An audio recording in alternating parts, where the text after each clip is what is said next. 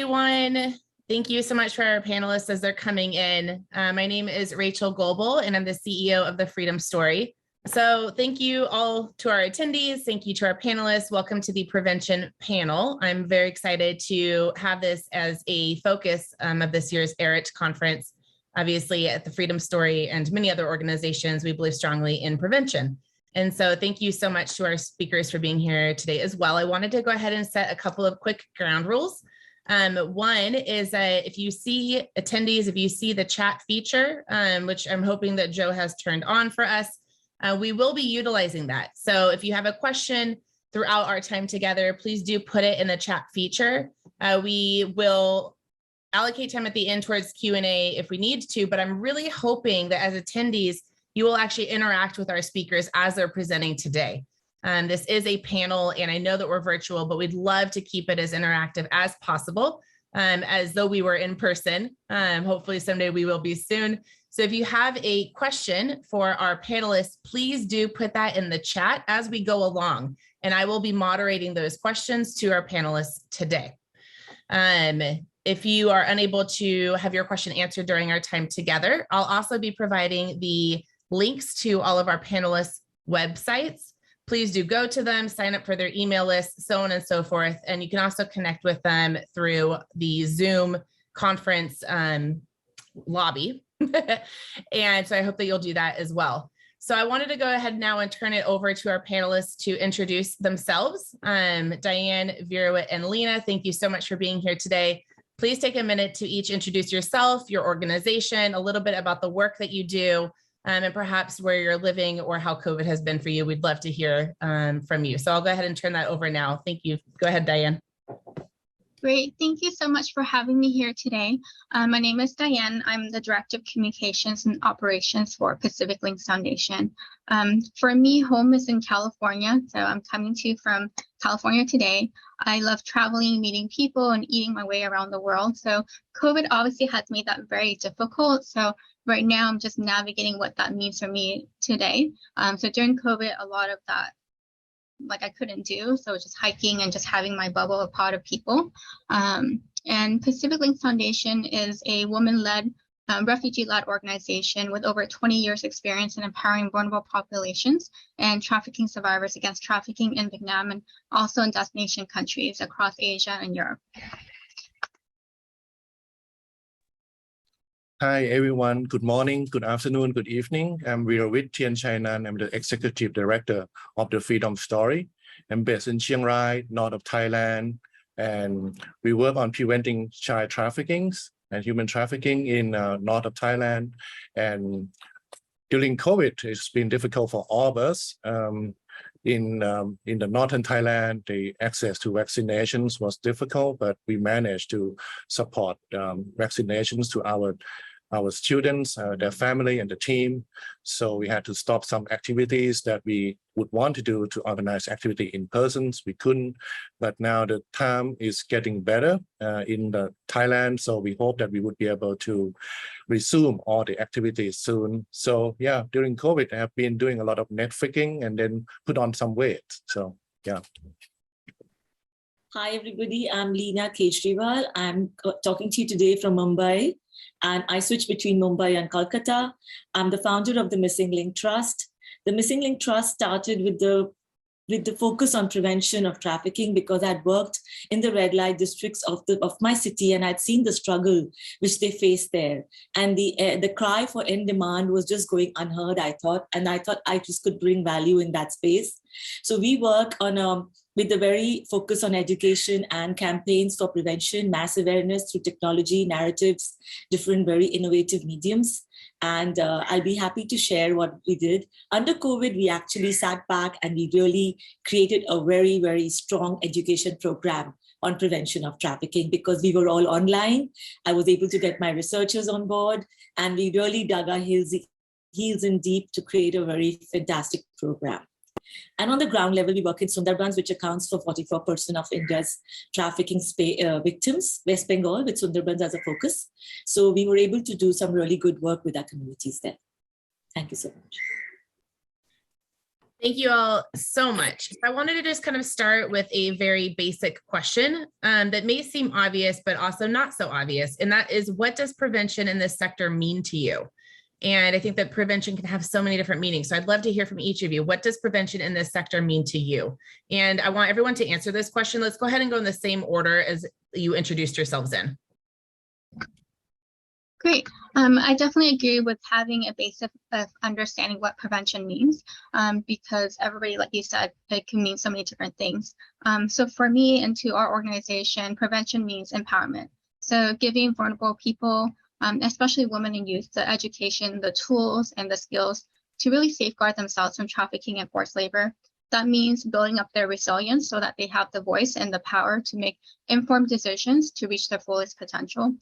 For example, those that we have seen that are most vulnerable to trafficking in Vietnam where we work often decide to migrate based on misinformation, fake news, such as promises for a false job opportunity that just doesn't exist.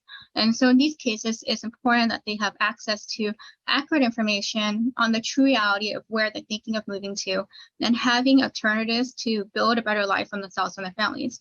Because we know people are still going to go, and people are still going to have risk of being trafficked. So it's really important to give them alternatives because they still need a way to make a better life for themselves. So in a place like Vietnam, people don't realize that there's such a low employment rate, unemployment rate of 2.2%. So that's much lower than the US. We're at about 3.6%. So there are jobs to be had in Vietnam, but people need to invest in themselves.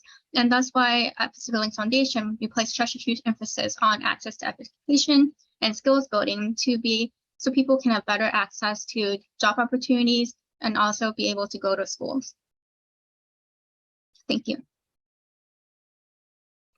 Yeah, and at the Freedom Story, we believe that prevention is better than cure, which means that we prevent it from the damages before the damage is done. So in order to prevent human trafficking, we have to address the root cause of the problems, which we pinpoint on the educations, on the knowledge about the human trafficking and human rights, and also related to their poverties, which is one of the big root cause. And before COVID, it was quite difficult to explain what preventions look like. But when the COVID started, I tend to use the analogies of the vaccinations as the creating the immunities for people. And that is actually better than cure because people want to be immune. And it's not just the individual level, we have to work on it in the community level as well to create community immunities. And in that way, we can prevent it from happening. And even if they have many variants that are coming in, something like the human trafficking as well, that they come in different form, but people would have immunities so that they know how to react and how to fight back if needed. So thank you. For us at Missing, prevention actually means awareness. Because this way back, when I went to Sundarbans, I met a survivor. She's a 15-year-old who'd come back from the black holes of trafficking, I say. But what she said something very strong to me, which never left me, which drove me to do what I'm doing today. She said, I didn't know this happens. So what's happening is there's a whole generation, because we don't tell our children all these wild things because we feel they have to protect them. But it's becoming a very basic education and awareness, which is really important today. So we strongly believe awareness and education leads to prevention. For that, we've been doing art, stem cell projects, school programs, but now we're going into a very systematic education program, which I feel it should reach every child, because ad hoc awareness is not going to work. It has to reach every child in every school, in every grade. So we are putting together full syllabuses which can go into every school. And we totally believe that, and we use very innovative medium, because today you can't preach to a child. You have to be very engaging to them, because that's the new adolescent. Another factor which we've seen is a lot of people don't even know that they are actually giving a rise to demand. So there's education and awareness happening from both angles, with the victims as well as with probably the passive demand maker. There will be, of course, all kinds of people, but I feel a basic awareness education on your role in the rising demand, as well as how you can keep yourself safe, is the need of the hour, and all our work is focused on that. Thank you all so much. I think those are excellent answers. The keywords that jumped out for me from each of you are empowerment, care, and awareness. And I think that's a really good foundation to kind of start this conversation from. And so let's go now a little bit deeper. And each of you alluded to some of your programming. And I think especially during COVID, I'm sure that shifted. But can you each speak a little bit to what programs and practices your organization or you have been developing to prevent and address human trafficking, to approach vulnerable and at-risk groups? Again, let's go in that same order.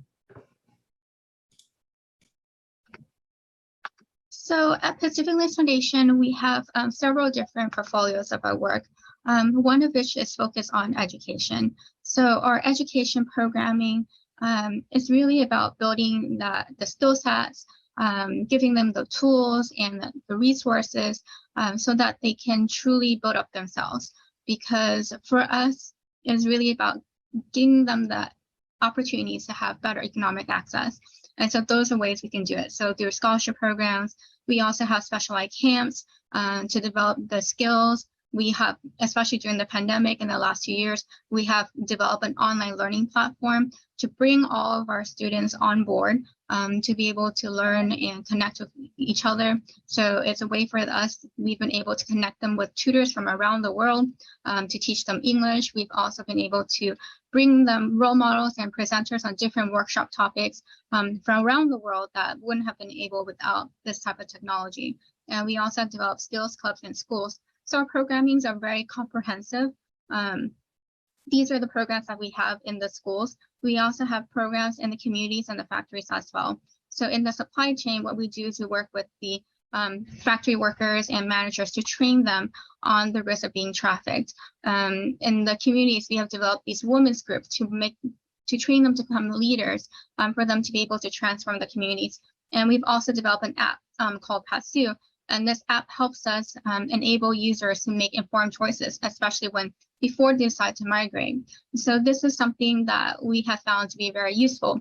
One of the individuals who used the app in our women's group, she gave us feedback that during the pandemic, she was able to use the app to save money and budget her money so that she can, go through ends meet, especially when her budget is getting tighter because she didn't have money as much as because her hours were reduced. And at the same time, they also share with us that using the app, it helped them understand that maybe it was better to stay put in Vietnam rather than to move and go abroad because their decision wasn't as good as they thought it was. Once they went through all the calculations and understanding the different living costs in a different location and understanding if that job opportunity is really a good job after all or not. And then we also work with survivors. And even in our work with survivors, it's also very important to empower them with the self-confidence and the skills and the services so that we reduce the risk of being potentially trafficked again. So that's something that we're always concerned about. And our work with the survivors and our work with the at-risk youth, all of that is very important to what we do, and it informs the work that we do. And it helps us understand what is needed most in these communities at a very grassroots level. Thank you. Well, at the Freedom Story, we have 4 main programs that we operate. First is the education program, second, human rights program, third, sustainable livelihood, and last, partnership and coordination. Because we start our organizations about 14, 15 years ago with the education program, because we know that education will lead to opportunity. And many of the students had to drop out from their schools because of many reasons related to their family, to their economic status. But that's, as a result, will put themselves at risk of the human trafficking. We provide scholarships so that we can keep those children in school. But at the same time, we grow our program to have a mentorship program that our teams will be working together with the scholars in our programs and also their family in order to support them not only be able to study in the school, but also to grow and then learn all the soft skill, leadership skill, so that they will be able to excel their opportunities in life. And as Leena mentioned about the awareness, we have our human rights program to train them, to let them know that they have basic rights guaranteed by law and also the international law, and also to learn about the human trafficking risks and different forms that coming into them, because many of them are huge tribes or the stateless populations that they may not be really up to date about all those human trafficking tricks that are coming into their communities. So we want them to learn all those that are happening. And as we know that the poverty is one of the root cause, so we work together with the family and the students. So we set up something like the startup fund, so that they would be able to start working on some small businesses, that they would be able to generate some income, and then we partner with the business sectors and so also the university, so then they will be able to help trainings and also bringing their product to the market.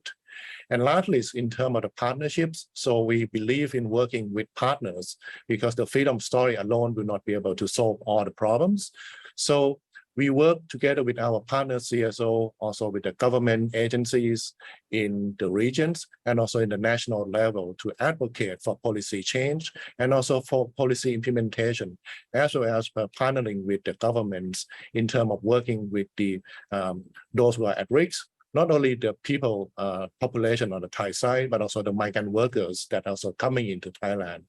So those are the key 4 programs of the Freedom Story that we have been working on. Thank you. Hi, so what's missing, actually, I started with me as an artist coming on board. So what I realized was I couldn't go knock on every door and say, hey, this is prevention, because I was looking at mass awareness. So I really used technology as a key tool for most of our awareness missions, so I would say. So started with me doing a crowdfunding for the people, by the people, moved on into a trust. We have a very strong education program, which we reached about 135,000 students before COVID.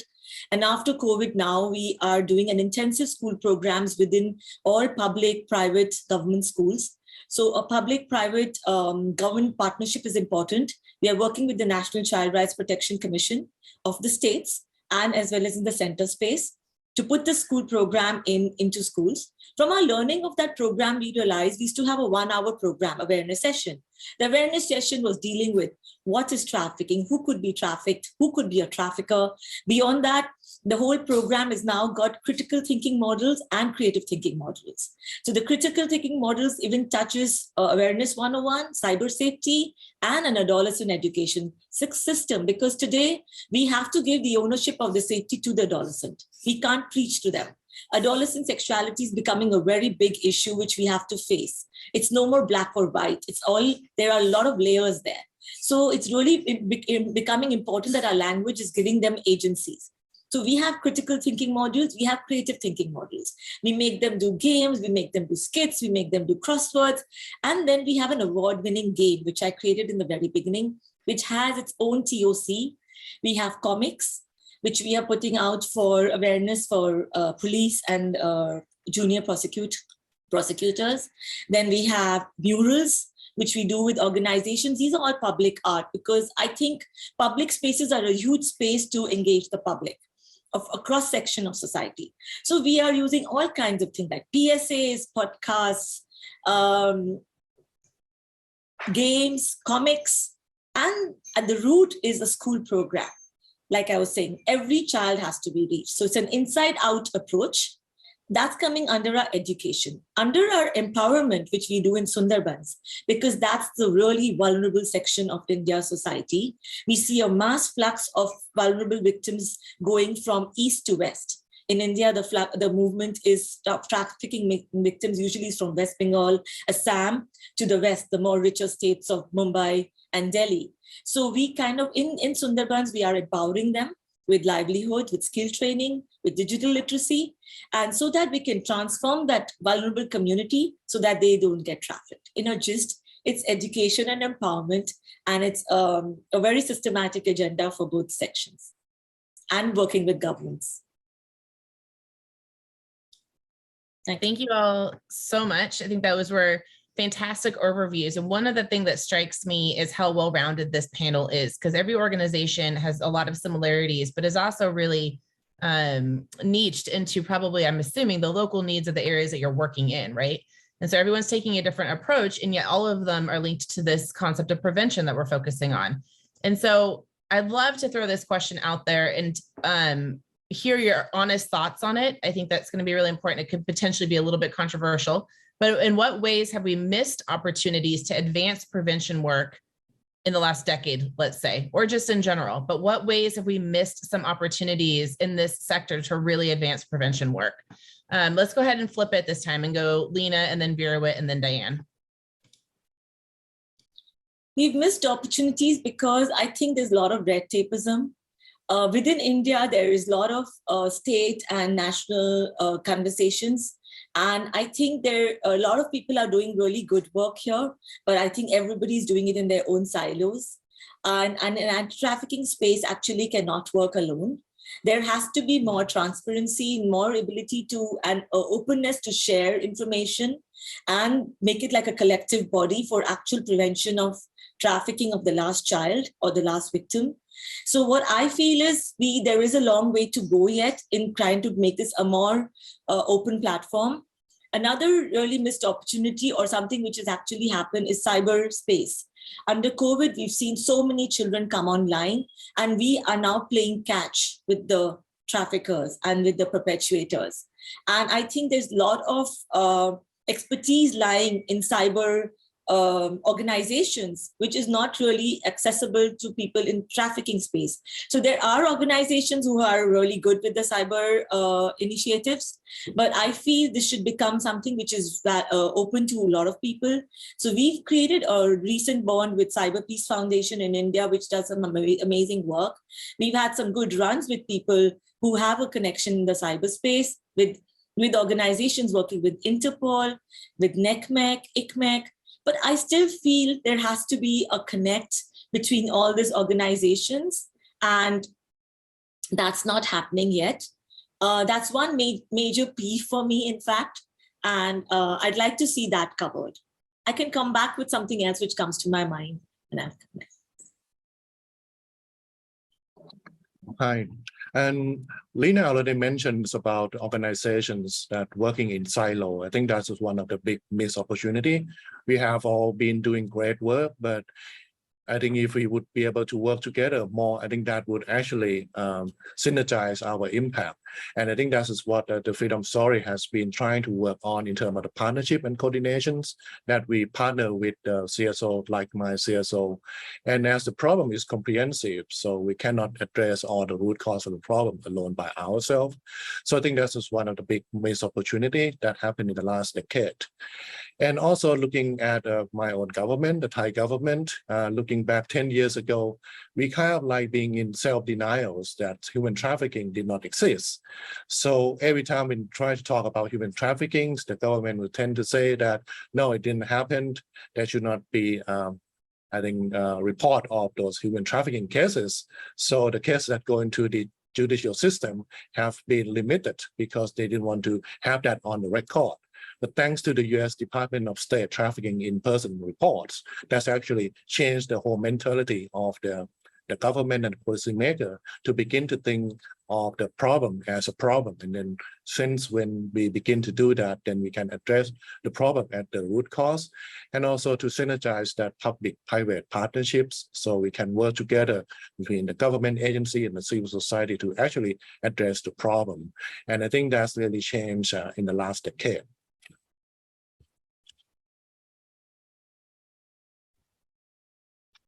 I do agree with both the speakers that working in silos is one of the big issues that we're seeing in terms of missed opportunities, because as we all know, trafficking is such a complex issue, and working across sectors and across borders is so important so that we have more systematic, more scalable solutions, because we do have very limited resources in this space as well. And so everybody's doing so much incredible work, and if only we're able to work more together, that I think we'll be able to come up with more solutions to really tackle this issue. For us, we've been working very closely with the different partners in the private and public sector, and our work with them, such as with companies and brands in our factory training program, or our work with first responders, has been so important, enabling us to go beyond what we'd be able to do by ourselves. one of the things that we also see is that sometimes there's been more of a focus on protection and prosecution, which is very important, and we do that in our work as well. But to remember that the work in that sector also aligns with prevention as well, because what we learn when we do our supporting with survivors or working with law enforcement, we learn a lot about what we can do to prevent trafficking from happening. And that information is also very critical. We do capacity building for responders. And one of the things that is simple, but is not yet think about, is about making sure that they're culturally competent. When you're working with people from different communities and different countries, it's important to be able to, even simple things like how do you address them? It builds this trust that's really needed, especially when somebody's in a vulnerable situation, to be able to support them and increase their uptake in services. One of the other things that we see is that shifting behaviors, especially in prevention, can take a long time. When you're looking to build out systems and change systems, you're looking to shift a lot of different behaviors with a lot of different stakeholders. So these things take time. And what that means is that, as we see, I'm sure a lot of you in the nonprofit space sees as well, is that a longer grant periods or multiple grants, multi-year grants is so important, because it'll make it easier for us to design programs and interventions that can last a long time, and also makes it easier to assess and evaluation and all those things that donors and stakeholders ask for. And so if we're looking for long-term change, our grants has to follow that as well. Otherwise, it's going to be hard to design something that's short-term but with long-term effects. Very well said. We did get a couple of questions that came in during that section. And so I wanted to start with Shannon's because I think it's most relevant to this particular topic. And Shannon first said, thank you all. And then said, what are some of the barriers that you see to working collaboratively? And so Leena and Veerawit, both of you, I think most heavily touched on that. Do you want to go ahead and respond to that question? Leena, you can start with us. Right. So the main barrier is actually a lot of organizations are run by grants and fundings which they get. So everybody in this space is trying to keep their information to themselves. Like I've actually, because we consciously moved away from rescues. In India, rescues are a major donor attraction. And so many organizations like to guard their rescues or their rescue victim or pre-rescue. And they don't want to share it. They share, I mean, even if sometimes I feel at the risk of losing out the victim, because everyone's guarding their spaces because of the grants and the funding which they get, which I feel in this space, funders should really look at the bigger picture. I think the way the funding is coming into this space should really change. I think prevention, I feel under COVID, especially now, people are realizing the importance of it. So I hope this will bring that shift and this will become a more open space and people stop guarding their jurisdiction or work as if it's theirs. It's actually, this space is so permeable. And that's why any work here has to be something which is on a shared platform. And it should be something which everybody should be able to dip in. And it should be something which does not affect their donor reports. It should not affect their grants and the funds they get, because that, I think, is the biggest deterrent in making collaborations happen in this space. Yeah, I think as Leena said, funding is one of the major problems why people want to keep their insurances, and also the group of the beneficiaries that they are working on. And that's, I think, is a difficult problem. But I think also in this space where the funding is limited to work on prevention, I think people tend to keep everything to themselves. But at the same time, we also know that prevention work is require a lot of investment, and especially time and also resources. And that's also the way that maybe some organizations believe that they have put in a lot of investment, and then other organizations coming in and taking away what they have already been invested in. So I think that's just kind of like the trust problems that we need to address. But when we talk to many organizations, I think we are all have good intentions, but at the same time, there are all those limitations from the organizational level that might limit their ability and willingness to collaborate. But that's, alone caused some of the problem in terms of the communication and collaborations. But at the same time, we're also seeing that there's some more openings in terms of the trust building process. Once we get to know each other, once we begin talking, and then share some of the resources that we have with each other. And that way we could see that they begin to change, and also in terms of the information. I think that's also understandable. Confidential information is kind of being kept secret for good reasons. But at the same time, I think we need to be able to show or review some of the information that's kind of like general enough that we would be able to understand the trend and the problems so that we would be able to address together. So I think in terms of that kind of like confidentiality is also one of the barriers for collaborations. Thank you both. And Diane, I was hoping that you could answer this other question that came in from Lucy, which is how has COVID impacted vulnerable communities that you work with? So COVID has been a very challenging thing to deal with in our communities in terms of, because we're working with the poorest of the poor, so they were most affected by COVID. So the workers in our programs, they got reduced hours or lost their jobs. The students in our program, they couldn't go to school regularly because schools were shut down or closed or open. It was very uncertain. Like the first wave of COVID, like the very beginning 2020, like they went on their Lunar New Year holiday and didn't go back to school for months after.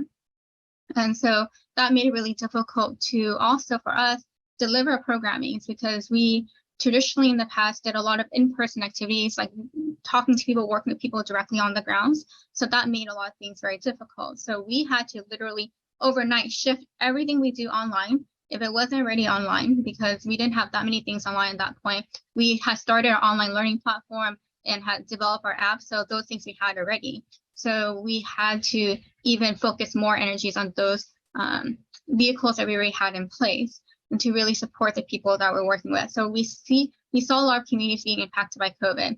So at this time, they needed our help more than ever. And we also were bracing for people to be trafficked more as well, because we know when people are desperate and looking for jobs, especially with the shutdowns, then they're going to make riskier decisions. So with the travel restrictions, that minimized the crossing borders a little bit.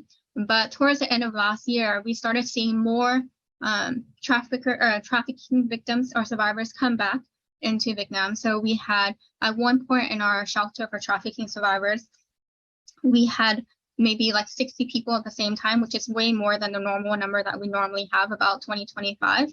And then we've been seeing trends from different countries as well. So these are new hotspots we've been seeing. We've been seeing people pop up, Vietnamese migrants or vulnerable trafficking survivors in Serbia and Saudi Arabia and Cambodia and Myanmar. So these are new hotspots that we haven't seen traditionally before. We see a lot in China and Europe, for example. So all those new things are cropping up.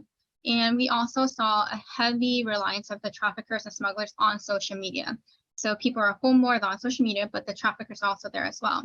So for example, the case of there were 500 Vietnamese migrants found in a tire factory in Serbia working in really squalid conditions. And so right after that incident broke news, in the different social media groups on Facebook, we were seeing these smugglers and traffickers post blatantly telling people like, oh, maybe Serbia is not so great anymore. Would you consider going to like Germany or onwards for like 500 euros or like 1,000, whatever the amount was. They had shared that on there very blatantly to recruit people potentially to go onward. So that's something that we've been seeing.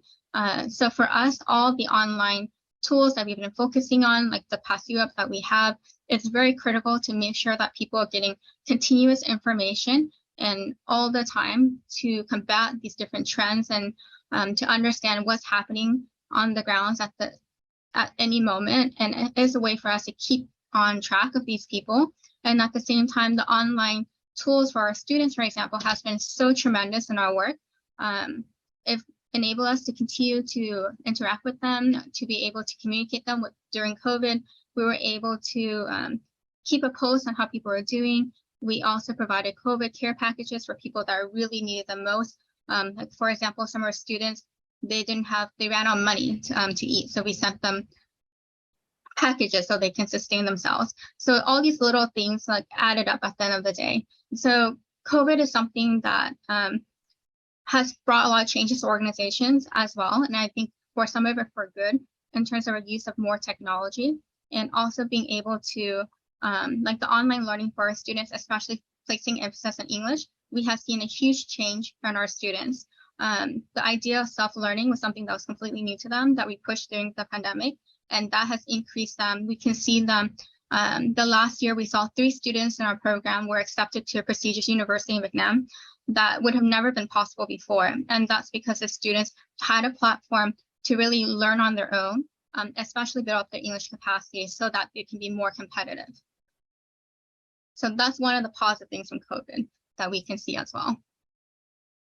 Thank you so much. And I think there was a lot in there that all of us as organizations can identify with during COVID. And I'm going to jump to this next question. And there's a couple audience questions I haven't touched on yet, and they are in my list. And so I'll come back to them. But thinking through how COVID impacted our work, I think this question kind of correlates to that. One of the biggest questions that we hear a lot, I'm sure, in our areas of prevention is how to measure something that never happened. And so I'd love to hear from each of you. What are some examples of your key performance indicators or KPIs, as a lot of us know them, that your organization has in place to measure the effectiveness of your prevention program? And then I'd love if you could also highlight, are there any that changed or were added during COVID? Because I'm sure that really dramatically shifted the ways in which you ran your programming. So I'd love for everyone to answer this. Let's go ahead and mix it up again. And let's start with Veerawit and then go to Leena and then to Diane. Yeah, I think that's a very important issue. How do we measure? Because preventions, if we are successful, it means nothing happened, right? I mean, there should not be damage done. But at the same time, with the Freedom Story, we start with the risk assessment. When we first work with the communities, then we screen the students that have been referred or recommended to us through our risk assessment metrics that we establish and then develop over the years. Those metrics include the vulnerabilities of the families, the past histories of the families, if they have been part of human trafficking victims in the past, poverty indicators index, and also the level of knowledge in terms of human trafficking of the family and the students. And as we are now in the world of communication and social medias, on how to use social medias, that would also be part of our risk assessment as well. So we use that established criteria, and then we do the ranking and then also the points that have been calculated to these metrics in order to screen those students that will be admitted to our program. And we continue to monitor that on the monthly and quarterly basis. And at the end of the year, our team will conduct the evaluations on how do they do in those metrics and what are the points that they have at the end of the year. So through that system, we would be able to track the progress of the students in our programs and to see if they themselves, their family, and the communities that they live in improve over the year.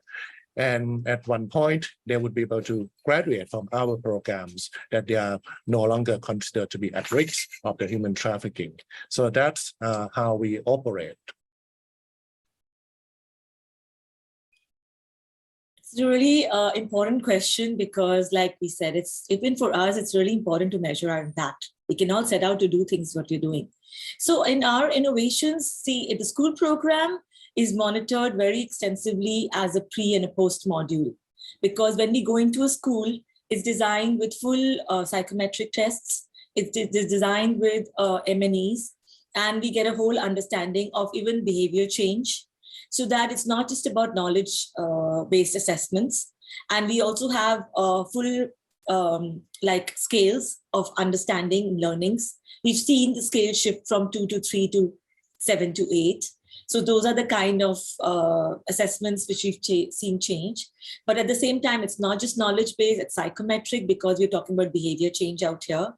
And in the games and stuff, of course, it's the Google Analytics, which plays a very important role. It's the back end. It's about how many players played it, how many dropped off here, how much have they seen, is the rates and the reviews which we've received in the games, the kind of comments which come on to us. So that's a different way for us to show our efficacy of how many got affected by that game. Then on the ground, so that's something which we monitor with all our apps and our school programs. And in the empowerment section, we have the number of ladies we've reached who've skill trained. How many are going back home with more economic empowerment? Have we made them change their level of life? So we have all that getting mapped. In the youth program there, we again, how many youth have onboarded and come to us? How many child marriages have we stopped? What we really understood under COVID, which is really good for us, is the villages where we worked, we actually saw the number of child marriages is way lower than the villages where the just beyond our area of work. It's literally triple times a number of child marriage in the areas beyond our work. So these are the kind of things which kind of tell us, because we're still young, let's say 4 years old. So at this moment, it's narratives, it's about case studies, it's about these kind of KPIs kind of give us an idea. We hope to do more intensive indications, I would say, in a 10-year phase. So in another 3 years, we will be happier to have more stronger impact figures. But we have a digital literacy program, how many children learned, how many people who've become entrepreneurs, how have we changed their lives, their level of living. So that's the work which we do in Sundarbans. And the education program, like you said, has very extensive psychometric and knowledge-based indications.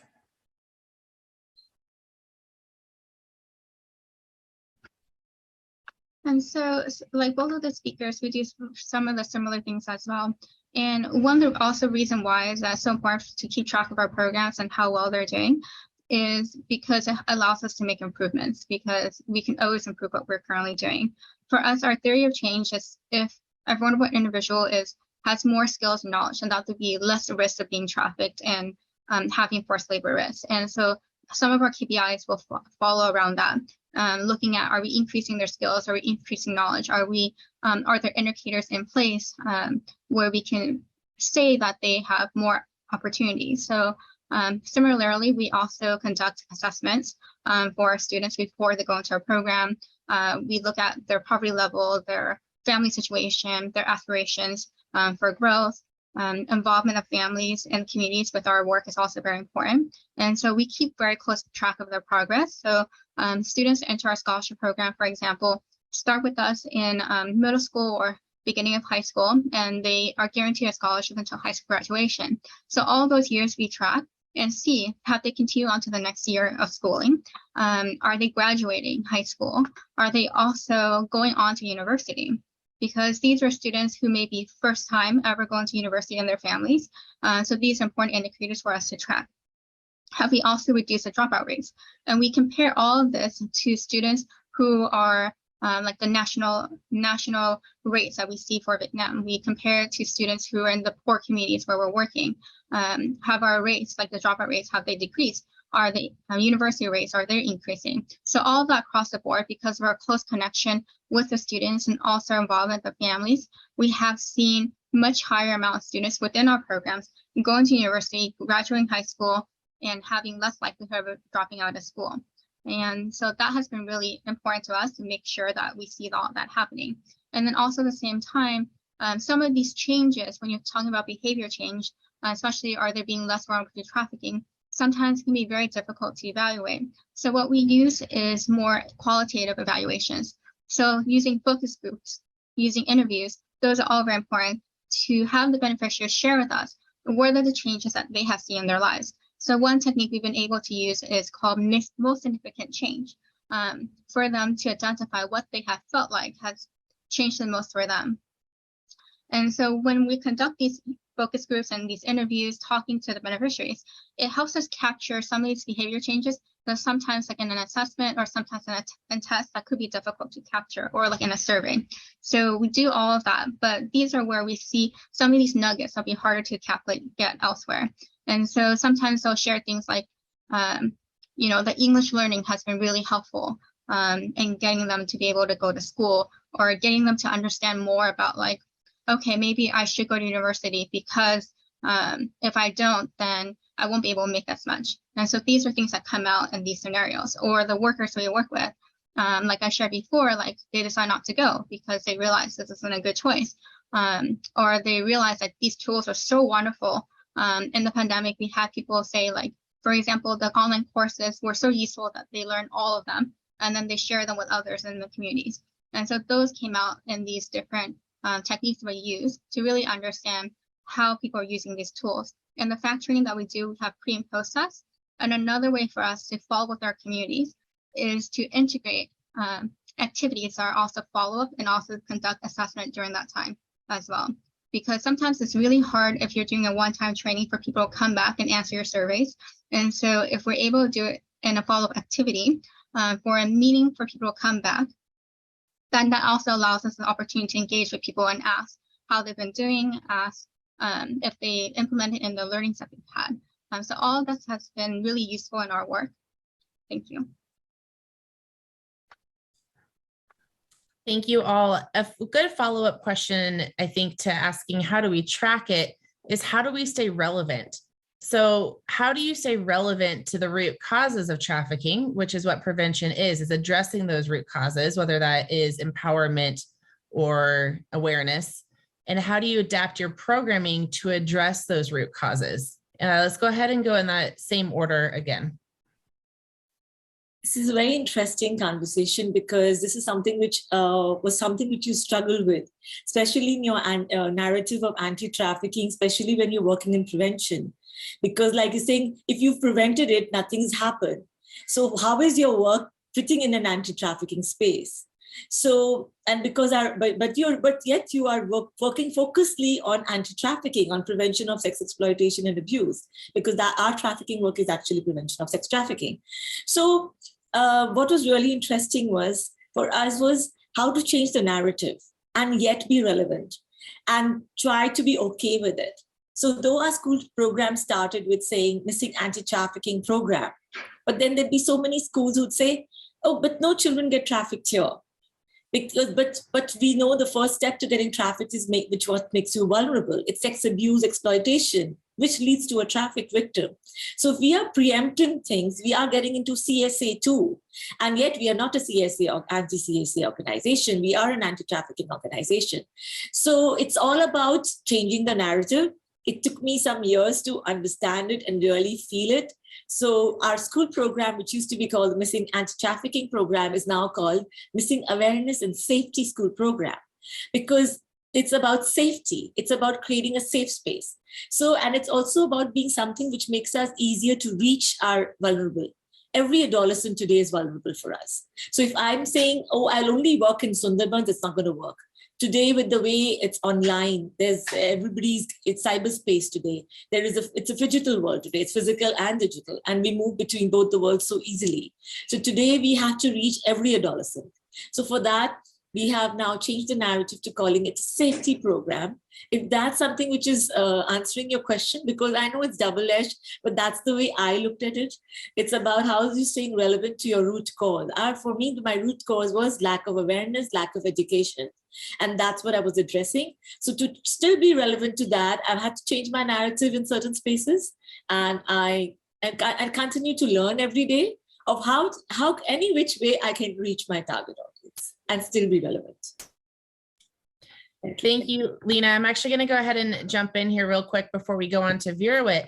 One of the questions that came in from the attendees was that they liked your innovative idea of reaching people through schools or reaching children through schools. And they asked if it was a challenge in reaching children through also religious institutions, such as a church, a temple, or a mosque. And I thought this would be a good time to insert that question because you talked about the importance of reaching everyone. Yes. So do you want to go ahead and address that question as well? So our program is actually reaching every child. And we have people from all communities do it. And we'll do it with anyone who wants to do it with us. And our program is going through all the minorities. In India, you have the Muslim, the Christian, the Hindu, and religious institutions. It's very, very, secular. And it's something which is talking to a child in every space. So it's been easy so far. We haven't had any inhibitions. And we're taking it each step as it goes. If we do face something, we kind of tweak it to suit that person. So we are always kind of never say no. Say, okay, you have this problem, let me tweak this for you this way. So that's our motto. And we're not rigid. We're open to exploring, okay, you want to only do this. Okay, you don't want this section of it? Fine. Let's do the rest. So we kind of maneuver it and be very, very malleable in that way. Yet at the same time, we remain very strong to our focus of child safety. Thank you. Veerawit, let's loop now back to the question of how do we stay relevant and adapt our programming to address those root causes? Yeah. So when we started the organization like 15 years ago, extreme poverty was one of the problems. Access to basic education was the problem. But over the years, the situation changed. The economy in Thailand improved, so the extreme poverty may not be the case anymore. Access to education, now the government have this policy of right to education for all, so they can have access to the education with some form of subsidies by the government. But we ask ourselves, I mean, are we still relevant? Is human trafficking still happening? And if this answer is yes, then our work is not done. But it just changed the form. So students are now being able to admit it to the school, but at the same time, the poverty level and also the need of the family kind of like increase as well, because in this time, it's not just putting food on the table, but also other needs and wants that coming into the family. And that's actually maybe forcing the parents to make the decision to let their child leave from the school and then go to work, because they are not only wanting to meet the basic need, but they also need like to have like maybe a house or pickup trucks or TV and so on. And that's actually become a shift in terms of the root cause of the problem. Educations, we still see that, I mean, even though some of the students can be admitted to the school, but there are other extra expenses that they need to pay. And if the children and the parent make the choices in terms of whether they continue to provide the students that opportunity or let them leave the school and then go to work, that is still relevant as well. And also, the form of a human trafficker has been changed from the past of going to the village and then trying to recruit them, paying some money to the parents. But now they can approach children online. And that has been a big change in terms of how human traffickers actually approach the children directly 24/7 without their parents knowing or without the communities knowing. And Thailand is also the country of origin, transit, and destination. When we first start, we look at the children in the north of Thailand as the place of origin. But now we begin to see that, I mean, the north of Thailand, the Golden Triangle areas, there are a lot of people who have been trafficked and transit into Thailand. And also the trafficking victim from Thailand have been trafficked to our neighboring country as well, not only the only way in.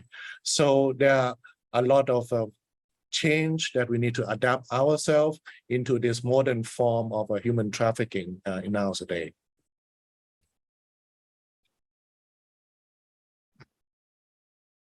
Thank you. I resonate with both of what you both have shared so far.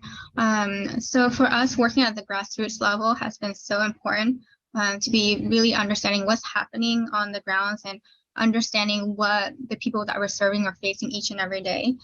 So we work in the schools, we work in the factories, we work in the communities. We also work with a lot of our different stakeholders, like the first responders, to really see what's going on the grounds. When we work with the trafficking survivors, their stories also inform, we see firsthand what are the tactics the traffickers are using. We see firsthand what's making these individuals vulnerable. So as we hear all these different stories, we really get a better understanding of what's really happening, what are the trends, why are people being susceptible, and that helps us address the root causes. So for example, we see so many different root causes, from poverty to, during COVID, that was an issue too, because what if people got sick and they couldn't pay for their health care? All these are intertwined issues. Or, because of COVID, they couldn't go to school and continue their education. What if they drop out of school? Safety is an issue that we see as well, because the traffickers are online, like what he was sharing that people can be trafficked because of that when they're going online and the traffickers are seeking them out. Vietnam is still considered a source country for trafficking largely for the most part. So people are still in search for a better life for the most part. But in some situations, you may not consider them necessarily the poor, because like those who are being trafficked to Europe, what we're seeing is that they're paying upwards of $50,000 to go abroad. They think these are good opportunities that they're being to be brought to Europe. So you probably heard about the case of Exit 39, where 39 Vietnamese migrants are found dead in the lorry. And so they pay huge sums of money, thinking that they're going on this wonderful journey for a better life, or their golden ticket. But what these traffickers and smugglers are telling them is that they can get a high, easy paying job there. They've been told they can live off they can make 3,000 pounds a month. They can live off of £1,000. And so when they do the math in their head, they're like, okay, maybe if I put this upfront investment, I can save a bunch of money and be better off going. So that's why for us, it's been so important to challenge these narratives, challenge what the traffickers are telling them. And those are some of the things that we do in our Pasu app so that people have a better understanding and they have more accurate information, because when they're making decisions based on false information, misinformation, because sometimes the traffickers will leave out important information, important facts about what's going on. When we talked to some of the families whose children had died in Exit 39, some of them said they paid more money for a VIP trip, thinking that would be safer, but didn't think that their child would be in the back of a lorry, and that's how they died. And so all these different things that people want to be better, like have a better life, but they hear all this information and social media is making that even worse. And so now we have to navigate all of that. And so for us as an organization, we also had to adapt and change. And so we're placing more emphasis on our technology tools, placing more emphasis on getting us also on social media to meet where our beneficiaries are, and to really understand all these tools so that we can mitigate the messages that these traffickers are telling them. Thank you. Thank you, Diane. And I would encourage everyone to visit the websites of all of our attendees, but specifically to what Diane was just saying, the Pacific Links Foundation has a great section on their website about fake news, if you want to learn more about that as well. We just got a question from one of our attendees, and just because of time, I'm going to ask for one of our panelists to answer this. And so if you'd like to, just please go ahead and unmute yourself. The question was, there are many children who are out of school. How will you address them? And I think this is such a good, important question, because we're all touching on, going into schools or education programs. But for those that are not in school, how do we address and how do we reach them? So if somebody wants to answer that, just go ahead and unmute yourself. So one of the ways that we're reaching students who are not in schools or just people in the communities in general is that we've been doing a lot of outreach activities. Very simple. We go into the marketplaces where people meet up. We go into like bus stations where people be traveling. So places where people generally will be, and to share the information with them, because for us, awareness, everybody needs to be aware of this issue. Everyone needs to understand that they could be at risk, because one of the challenges that we see is sometimes people feel like trafficking has nothing to do with them, that they may not be at risk. And so in these trafficking, these awareness events, what we also do is give people the space to share stories. We tell them what trafficking is, so they understand, because sometimes something that happened, especially in a village, they may think that people just gone missing but don't have a necessary title for it. And so once they realize that, we give them the space to share their stories of people they know that may have been trafficked. And every time at these events, we have people line up to share stories, or they run and grab somebody that they know, like their neighbor, to share their story. And by having people, real people in their community, share their stories, it helps others realize that, okay, maybe I could be at risk, that these stories exist, and it's not something that we just see, or these people are just telling us not to do. So it gives them a sense of like reality when you give those examples. Thank you, Diane. Leena, I saw you move forward to unmute yourself. Did you want to go ahead and chime in there as well? Add something more, yeah. I was just saying, our school program actually reaches every adolescent, even who NGOs work with. street children, railway children. So there are a lot of nonprofit organizations working with adolescents. So the program definitely reaches children through organizations. Beyond the fact is also the innovative tools like the PSAs, like the games, like the comics. Of course, these are all children with digital devices or the ability to even enter into a place where they'll see a screen. So actually to reach the poorest poor, it's about reaching them through organizations, because I think every last child is definitely sometimes covered through grassroots level organizations. And that's what we do. Thank you, Leena. We have about 14 minutes left in our time together, and I was purposely saving this question from one of our audience members towards the end, because I think it could be a really good way to wrap up our time. And so I'd love for everyone to answer this. And the question is, what are lessons learned that you can share for a small organization that would like to start doing prevention programs in their community? So what are some of your lessons learned as someone is just getting started in running a prevention program in their community? Let's go Veerawit, and then Leena, and then Diane. Thank you. That's actually what the Freedom Story is working on, because we have been working in this space for about 15 years. So we know that there are small organizations who would like to start working on preventing human trafficking.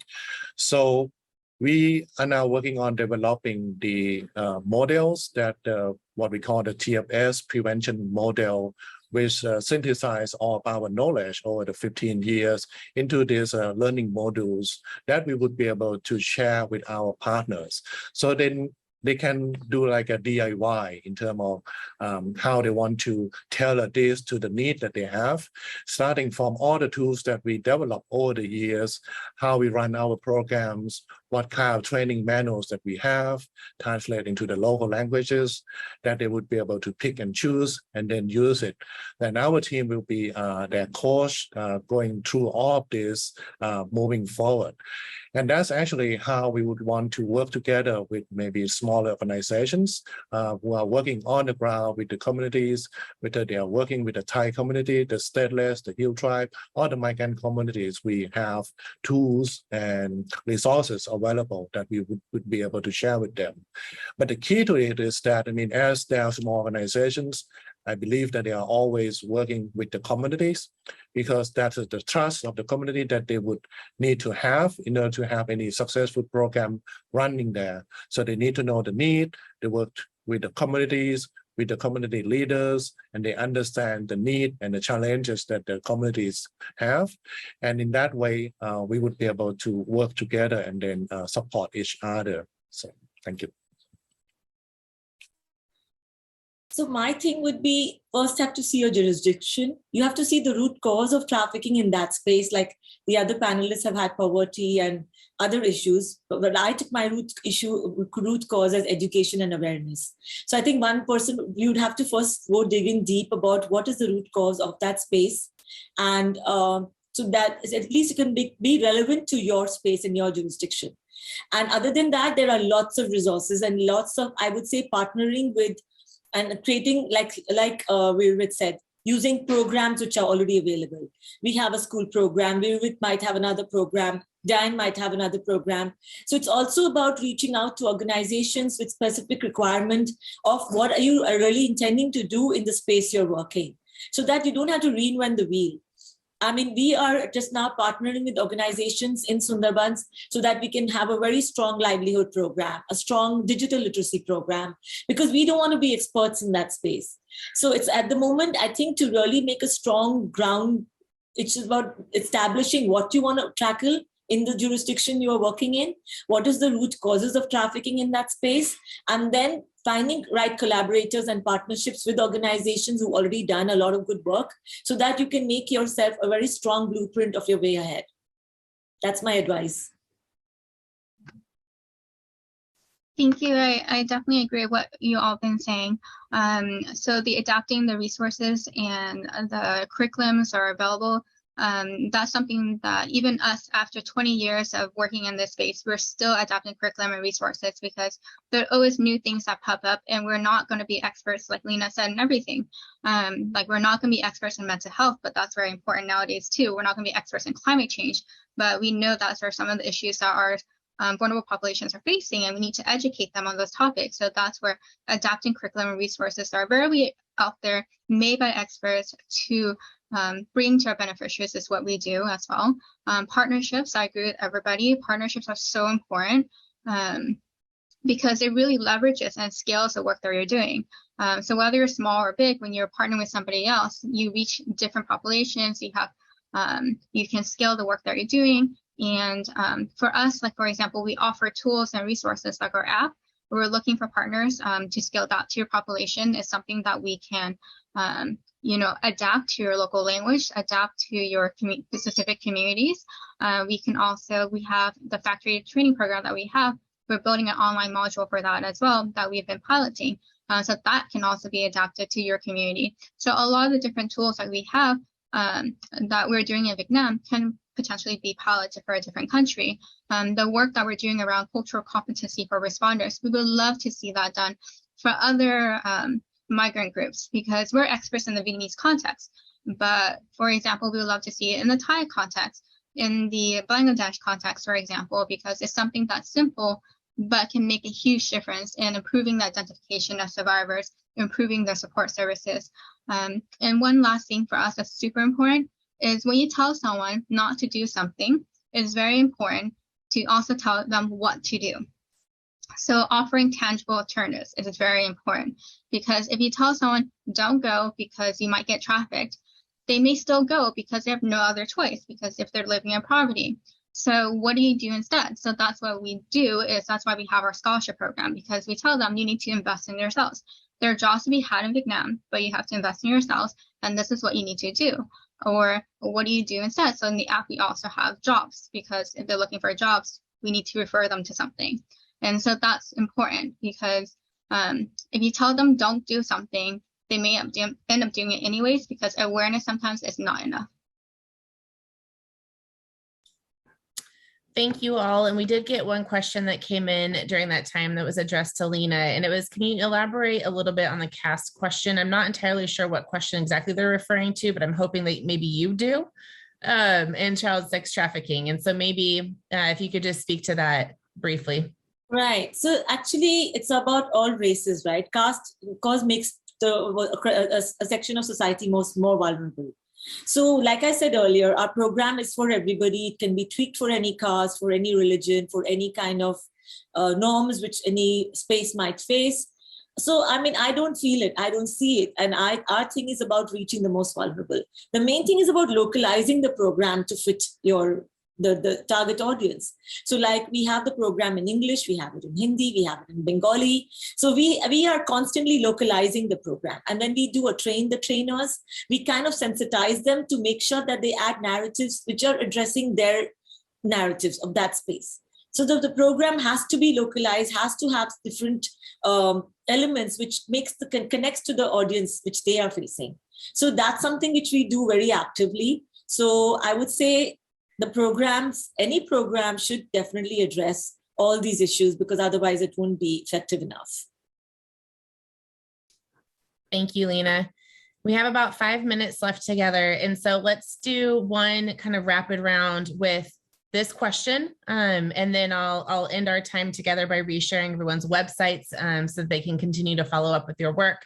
And this last question is, in what ways has the sector advanced? We talked about maybe ways in which we've been held back or prevention hasn't been advanced, but in what ways has prevention been advanced in this sector in the last decade? So let's go, Leena, Veerawit, and then Diane. So in India, we've seen a very active anti-trafficking bill, which has come in which prevention has come in for the first time as part of the bill. So that's a very big bonus. And at least there's a very clear understanding from the government. The government has set up POCSO, which is the prevention of abuse and child rights and security. So these are certain initiatives the government has come up with. We have a child line number. We do have a more stronger states and national partnership and a more openness. And we are using technology to try to make sure we're bridging the gap, because a child will never be trafficked to the same state.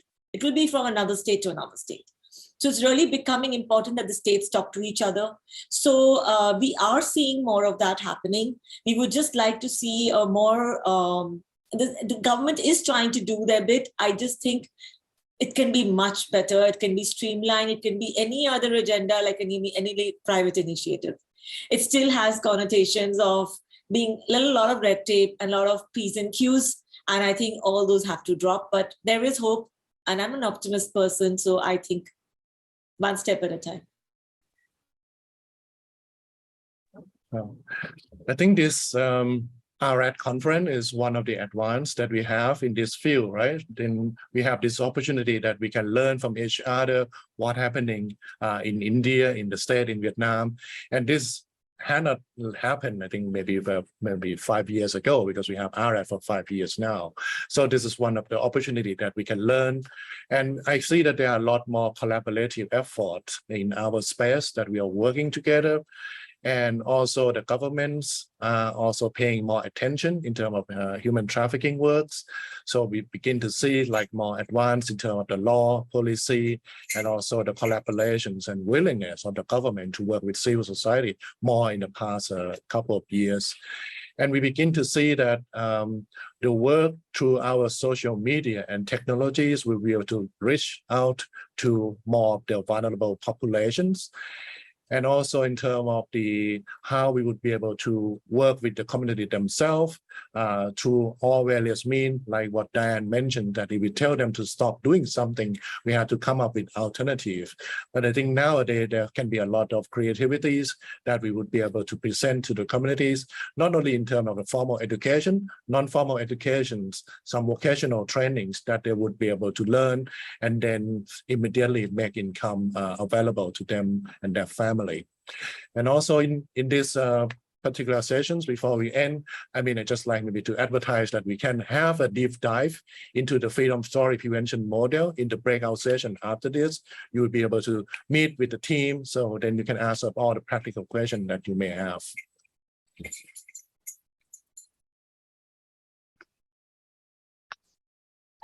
For us, we have definitely seen a greater awareness of trafficking, like just beyond sex trafficking, because I think for the longest time, there's been a lot of focus on whenever I presented on trafficking, people automatically thought sex trafficking. So the awareness that it also includes things like forced labor is also very important.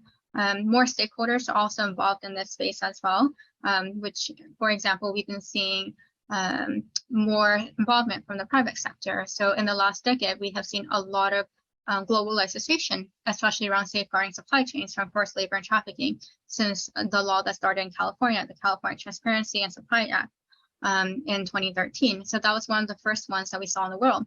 And since then, we've seen like the UK Modern Slavery Act, the EU due diligence law. So all these things has brought on more attention, but also because of these policies and these laws, you know, more people are paying attention that they need to do something about it. And so that's very important. And we've also been seeing just growing awareness in general from every sector around, like including the travel industry. There's been more research to really understand the evidence base and understand the trafficking trends and routes. But of course, those things do change, especially with COVID. And so we've also seen a lot of innovation in this space, which I'm very excited for, just because in 2019, the Tech Against Trafficking had a report, and they said they identified nearly 200 tools. So I can't imagine today how many tools we have, especially with COVID and the emphasis on online. So there must be more than that 200 tools, and that's very exciting. But at the same time, it's also important for the partnerships that we've all been talking about today, so that we don't duplicate efforts, that we put our limited resources to build out what we have and scale it up to really address the issue at its core. Well, thank you so much to all of our panelists, Leena, Veerawit, Diane. You all are doing amazing work in the world, and I do hope that our attendees were inspired, and I do encourage everyone to go visit their websites, join their mailing lists, follow them on social media, and of course, you can interact in the lobby as well. We do have some breakout sessions coming up, and so please check those out. It's a great way to, as Veerawit said, do a deep dive, not only with the Freedom Story, but with other organizations as well. And so please do go check them out. And I am going to hand it over to you, Joe. All right, thank you. We will end this session, and then the breakout sessions will happen in about 10 minutes or so. So thank you so much for that wonderful panel. Thank you so much. Thank you so much for coordinating this. Thank you. Thank you. Thank you. Thank you.